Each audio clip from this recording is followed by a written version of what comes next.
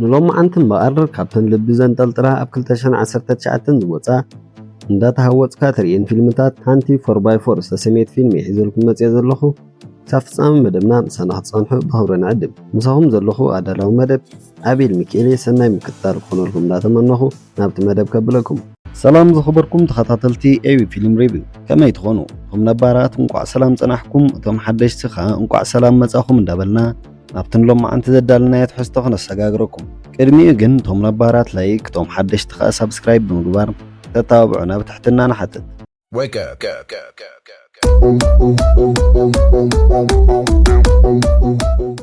እታ ፊልም ክትጅምር እንከላ ሓደ ብስርቂ ዝሰክሐ ዶክተር ብዙሕ ግዜ መኪና ስለተሰርቀ ኣዝዩ ነዲሩ ሕንኡ ኣብቲ ዝቕፅል ሌባ ንኸውፅኦ ይዳሎ ካብዚ ምቕፃል እቲ ፊልም ናብ ሓደ ችሮ ዝተባህለ መንእሰይ ዝወስደና ችሮ ብፅሙዋ ጎደና ክሓልፍ ከሎ ሓንቲ ኣላርም ዘይብላ መኪና ይርኢ ኣብቲ ከባቢ ስርቂ መኪና ብጣዕሚ ተጋኒኑ ስለዝነበረ ኩሎም እቶም ጎራበቲ ኣሎ ዝበሃል ጥንቃቐታት ገይሮም እዮም ከም ካሜራን ሓፁርን ዝኣመሰሉ ማለት እዩ ይኹን እምበር ችሮ በዚ ኩሉ ከይተዳሃለ ነታ መኪና ሴሩን ውሽጢ ይኣቱ እቲ ሰራቂ ናብቲ መኪና ድሕሪ ምእታው ነቲ ቴብ ናይታ መኪናን ካልእ ማልእን ኣብ ውሽጢ በርሲኡ መልኦ ካብዚ ብምቕፃል ሬይባን ዝዓይነቱ መነፅር ይረክብ እሞ ንዕኡ እውን ይልክሞ ችሮ ዘድልዮ ኩሉ ምስ ወሰደ እሉፍ ሓሊፍዎ ኣብቲ ውሽጢ መኪና ይሸነሉ ብድሕሪ እዚ ችሮ ካብቲ መኪና ክወፅእ ይፍትን እሞ ሰብ ብጥቕኡ ክሓልፍ ምስ ተዓዘበ ግን ተፀቒጡ ክሳብ ዝሓልፈሉ ይፅበ ብድሕሪ እዚ እቲ ጎደና ምስ ፀመወሉ ማዕፆ ከፊቱ ክወፅእ ይፍትን እሞ እታ መኪና ኣውቶማቲክሊ ባዕላ ስለዝተዓፅወት ምኽፋት ይኣብዮ ሽግርና ችሮ ካብዚ ዝጅመር ችሮ ብዘለዎ ኩሉ ሓይሊ ተጠቒሙ ን4ቲኡ ማዕፆ ናይታ መኪና ክኸፍት ይፍትን ግን ወይከ ነቕነቕ ምባል የለ ካብዚ ብምቕፃል ብመፍትሒ ተጠቒሙ ነቲ ናይ ኮፈን ቤትሮ ክሰብሮ ወላ ከተፈተነ እቲ ቤትሮ ኣዝዩ ጠንካራ ስለዝነበረ የቕብፆ ብድሕሪ እዚ ችሮ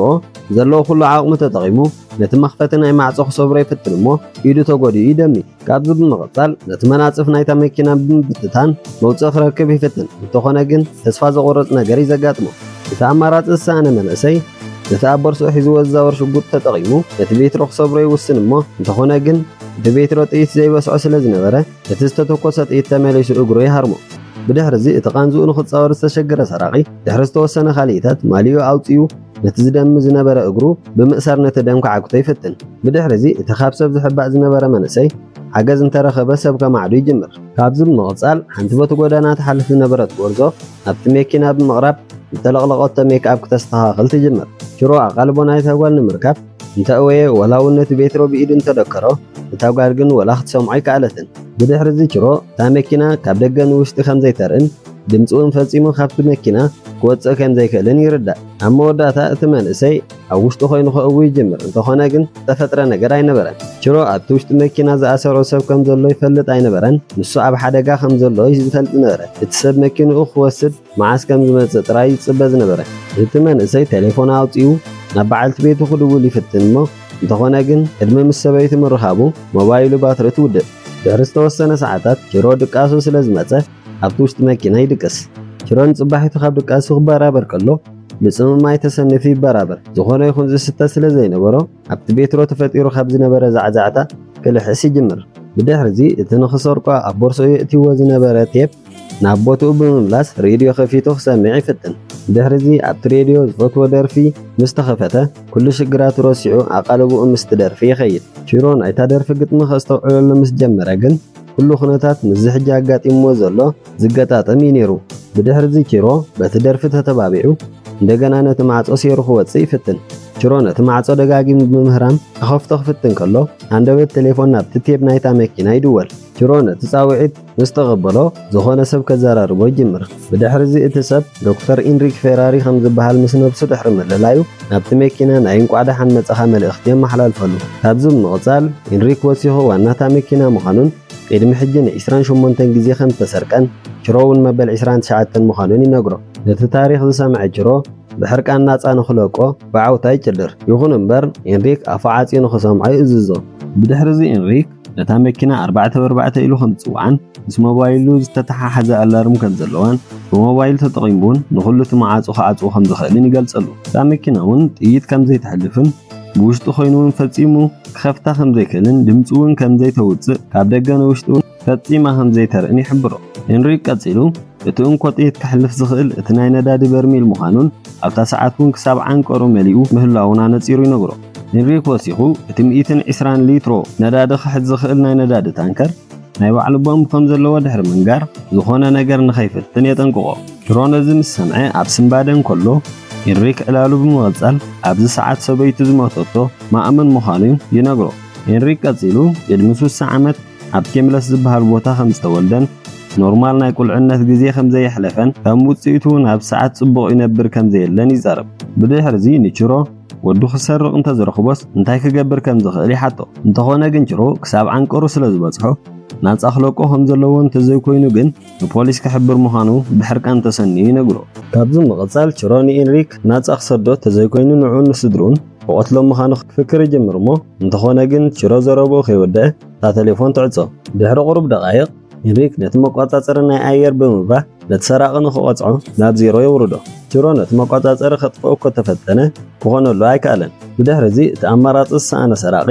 ነቲ ቁስሉ ኣሲሩሉ ዝነበረ ኻናቴራ ብምፍታሕ ይለብሶ። ነቲ ቁስሉ እውን ካብቲ ስርኡ ብምቕዳድ ይኣስሮ።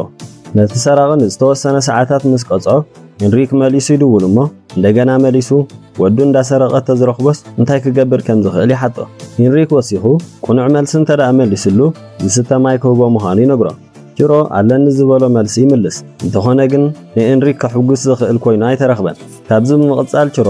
ዝኣኽሎ ትምህርቲ ከም ዝወሰደን መሊሱ ከም ዘይጋገን ብምንጋር ንኽሰዶ ክልምን ይጅምር። ሄንሪክ ግን ንምሕፅንታ ናይ ችሮ ዕሽሽ ብምባል ሓደ ታሪክ ክነግሮ ይጅምር። ኣብ ዝሓለፈ ወርሒ ሕዳር ብምባል ነቲ ታሪክ ዝጅምሮ ናብ እንዳጓሉ ገዛ ክልተ ሰረቕቲ ከም ዝኣተው ይዛረብ። ሄንሪክ ወሲኹ ንጓሉ ከምዚ ዓይነት ኩነታት ክፍጠር ከም ዝኽእል ኣረዲእዋ ከም ዝነበረ ይዛረብ። ይኹን እምበር እቶም ሰረቕቲ ኣብ ርእሲ ወዲ ጓሉ ሽጉጥ ብምዕማር ን3 ሰዓታት ዝኸውን ከም ዘጨነቕዎም ይነግሮ። ይኹን እምበር እቲ ብናይ ሄንሪክ ወግዒ ዘይተሰሓበ ችሮ እንታይ ዓይነት ዶክተር እዩ ብዝቆሰለ ሰብ ማይ ክህብ ዘይክእል ገሪምዎ ይሓቶ። ብድሕሪዚ ሄንሪክ ነቲ ሕቶ ተቐቢሉ ቅድሚ ምዕፃው እንታይ ዓይነት ዶክተር ምዃኑ ክግምት ዕድል ይህቦ። ብድሕሪዚ ችሮ ብሕርቃን ጨርቁ ክድርቢ ምስ ቀረበ ናይ ፖሊስ መኪና መፅያ ኣብ ቅድሚኡ ደው ትብል እሞ ችሮ ብተስፋ ተመሊኡ ናይቲ ፖሊስ ኣቓልቦ ንምርካብ ኣበርቲዑ ይሰርሕ። ይኹን እምበር እቲ ፖሊስ ነታ መኪና ትኬት ኣቐሚጡላ ሕቑኡ ሂብዎ ክኸይድ ከሎ ይዝረአ። ድሕሪ ዝተወሰነ ሰዓታት ሄንሪክ ይድውል እሞ ሙሉእ ስሙን ቁፅሪ ሳሴሩኡን ይሓቶ። እንተነጊርዎ እውን ማይ ከም ዝህቦ ይመባፅዐሉ። ብድሕሪዚ ችሮ ኩሉ እቲ ዘድሊ ነገራት ይነግሮ እሞ ብመንፅሩ ሄንሪክ እውን ማይ ኣበይ ክረክብ ከም ዝኽእል ይሕብሮ። እቲ ማይ ብዙሕ ፅሩይ ዘይመስል ብሕብሪ ዝተመልአ እኮ እንተነበረ ችሮ ግን ክቱር ህርፋን ናይ ማይ ስለ ዝነበሮ ከይተማተየ እዩ ዝለሓፎ። እቲ ብማይ ፅምኢ ተሰኒፉ ዝነበረ ችሮ ጎረርኡ ምስ ሰጥለለ ጥሜት ይስምዖ እሞ እንተኾነ ግን ዝብላዕ ምግቢ ኣብ ከባቢኡ ከም ዘየለ ይግንዘብ። ብድሕሪዚ እቲ ኣማራፂ ዝሰኣነ ሰራቒ ብገለ ናብቲ ውሽጢ መኪና ዝኣተወ ኣንበጣ ይርኢ እሞ ንኽበልዖ ይዳሎ። ብድሕሪዚ ችሮ ንቁስሉ ገሊጹ ይሪኦ እሞ እቲ ቁስሊ ናብ ብጫ ገጹ ይቕየር ከም ዘሎን ረስኒ እውን ይጅምሮ ከም ዘሎን ይሰውዕል። ብድሕሪዚ እቲ ዋና መኪና እቲ ሰራቒ ቁሩብ ዕረፍቲ ክህቦ ድሕሪ ምውሳን ነቲ ኤሲ ብምኽፋት ቁሩብ ንኽዝሕሎ ይሕግዞ። ብድሕሪዚ ሄንሪክ ታሪኹ ብምቕጻል ብካንሰር ተጠቂዑ ከም ዘሎን ኣብ መሬት ክነብረለን ዝኽእል መዓልታት እውን ካብ 1 ዓመት ከም ዘይበዝሓ ዶክተራት ከም ዝነገርዎን ይገልጸሉ። ሄንሪክ ዕላሉ እንዳቐጸለ ከሎ ችሮ ክዳውንቱ ኣብ ወጻጺኡ ንኽድቅስ ይፍትን እሞ ብኡ ገይሩ ሃልዋቱ የጥፍእ። ችሮ ኣብ ሃለፍትኡ ድሕሪ ምብርባሩ ገለ መውፅእ እንተረኸበ ብምባል ነቲ ናይቲ መኪና መምርሒታት ዝሓዘ ወረቐት ክምልከቶ ይጅምር። ይኹን እምበር እቲ ተስፋ ዝቆረፀ ሰራቒ ወላ ሓንቲ ክረክብ ስለ ዘይከኣለ ነቲ ወረቐት እንዳቐደደ ክበልዖ ከሎ ኢና ንዕዘብ። ዝኸበርኩም ተኸታተልትና ሕጂ እምበር ሰብስክራይብን ላይክን ምግባርኩም ተረጋግፁሉ ግዜ ኢና በፂሕና ዘለና። ንምትሕባርኩም ኣቐዲምና ነመስግን። ቴንኪዩ። ችሮ ብማይ ፅምእን ጥሜትን ክወድቕ ቁሩብ ተሪፍዎ ስለ ዝነበረ ናይ ገዛእ ነብሱ ሽንቲ ኣብ ታኒካ የዕቂሩ ክሰቲ ኢና ንሪኦ። ሃንደበት ግን ችሮ ሓደ ሰራቒ ነታ መኪና ክኸፍታ ክፍትን ምስ ረኣየ ተስፍኡ ሰማይ ይዓርግ። እንተኾነ ግን እቲ ሰራቒ በቶም ሓለፍቲ መንገዲ ስለ ዝተታሕዘ የሃርምዎን ናብ ፖሊስ እውን የረክብዎ። መሬት ምስ መሰየ እቲ ጥሜትን ማይ ፅምእን ሓጋጊዞም ዘሰቒይዎ ዝነበሩ ሰራቒ ኣተፍተፍ ክብል ይጅምር። ኣብ ዓለም ዘለዉ ድኻታት ዝገብርዎ ዝኽእሉ ነገር ኣዝዩ ውሕድ ስለ ዝኾነ መፃወታ ሃብታማት ከም ዝኾኑ ይትንትን። ብድሕሪዚ ችሮ ንሱ ግን ዘይከምቶም ካልኦት ንሃብታማት ከም ዘይእዘዝን ከም ዘይምብርካኽን ወላ እውን ሽጉጥ እንትዕመሩሉ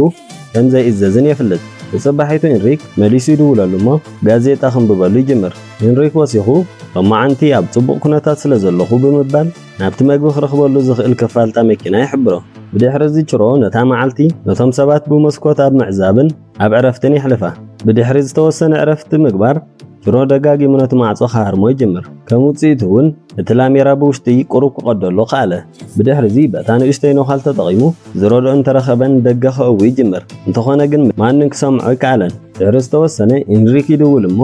ምስ ቤተሰቡ ከም ዝተራኸበ ይነግሮ ሽሮ ኣስማት ስድራ ቤቱ ምስ ሰምዐ ብብዓት እንዳሰዓሮ ንኸይጎድኦም ከጠንቅቆ ይፍትን ብድሕሪ እዚ እንዳበኸየ እንታይ ስለ ዝበደለ እዩ ከምዚ ገይሩ ዘሳቕዮ ዘሎ ይሓቶሞ ኢንሪክ ሽሮ ዝበደሎም ነገራት ዝርዝረሉ ይጀምር ኢንሪክ ዘረቡ ብምቕጻል ቅድሚ ሕጂ ሽሮ ሰብ ቀቲሉ ምንባሩ ይገልጸሉ ሽሮ ብንብዓት ተሓጺቡ ከምኡ ከም ዘይገበረ ወላ እኳ ተሓደ ኢንሪክ ግን ቅድሚ ሕጂ ናብ ናይ ክልተ ኣሕዋት ንኽሰርቆም ገዛ ሲሩ ኣትዩ ምንባሩን ክበኣስዎ ምስ ፈተኑ እውን ብሽጉጥ ተኪሱ ከም ዝቐተሎምን ይገልጸሉ ኢንሪክ ወሲኹ ንሓደ ሽማግለ መራሒ ኣውቶቡስ እውን ሕማቕ ሃሪሞ ምንባሩ የዘኻኽሮ ይኹን እምበር ሽሮ ክሳብ ሕጂ ነቲ ዘረባ ብምንጻግ ሓላፍነት ናይ ኩሎም ኣይወሰደን ዝነበረ ነቲ ሽማግለ ኣውቲስታ እውን ነቶም ተሳፈርቲ ክሰርቆም ስለ ዘይገደፎ ክወቕሶ ይጅምር ካብዚ ብምቕጻል ሽሮ